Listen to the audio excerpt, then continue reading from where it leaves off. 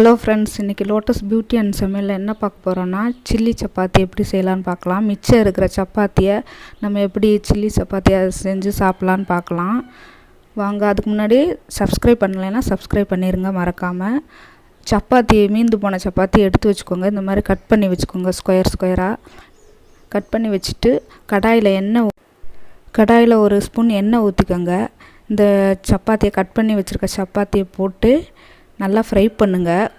கொஞ்சம் லைட்டாக மொறுன்னு வர்ற மாதிரி லைட்டாக ஃப்ரை பண்ணிக்கோங்க. அப்போ தான் நல்லாயிருக்கும் கிறிஸ்பியாக. ஏன்னா ஏற்கனவே கொஞ்சம் ஈரப்பதமாக ஆகிருக்கும் சப்பாத்தி. நைட்டு செஞ்சுருப்பீங்க, காலைல செஞ்சுருப்பீங்க. இப்போ மொறுன்னு ஆயிடுச்சு பாருங்கள். இந்த மாதிரி ஸ்டேஜுக்கு எடுத்து வச்சுருங்க. இந்த மாதிரி மொறுன்னு இருக்கணும் பார்க்கும்போது ஸ்கிரிப்பாக. இதோடு எடுத்து வச்சுட்டு கடாயில் திரும்பவும் ஒரு 2 ஸ்பூன் ஆயில் விட்டுட்டு கருவேப்பிலை போட்டுக்கோங்க.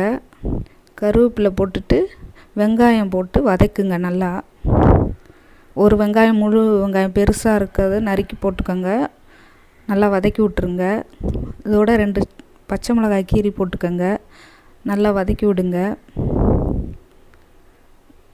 நல்லா வதக்கிட்டு ஒரு பெரிய தக்காளி, நல்லா பழுத்த தக்காளியாக எடுத்து அடித்து வச்சுக்கோங்க. அடிச்சுட்டு இதில் ஊற்றிக்கோங்க. ஊற்றி நல்லா வதக்கி விடுங்க. நல்லா கொஞ்சம் நேரம் வேகட்டும். நல்லா வெந்துடும். இப்போ இந்த தக்காளி நல்லா சேர்ந்துருச்சு. இப்போ ஒரு அரை ஸ்பூன் உப்பு சேர்த்துக்கோங்க. தேவையான அளவு சேர்த்துக்கோங்க. இதோட நல்லா கிளறி விட்டுட்டு கரம் மசாலா அரை டீஸ்பூன், சிக்கன் மசாலா இருந்தால் ஒரு அரை டீஸ்பூன் போட்டுக்கோங்க. நல்லா டேஸ்ட்டாக இருக்கும். இதோட ஒரு அரை டீஸ்பூன் சில்லி பவுட்ரு, நல்லா காரமான பவுடராக இருந்தால் அரை டீஸ்பூன் போடுங்க. காரம் இல்லைன்னா ஒரு ஸ்பூன் போடுங்க. ஏன்னா ஏற்கனவே பச்சை மிளகாய் போட்டிருக்கோம்.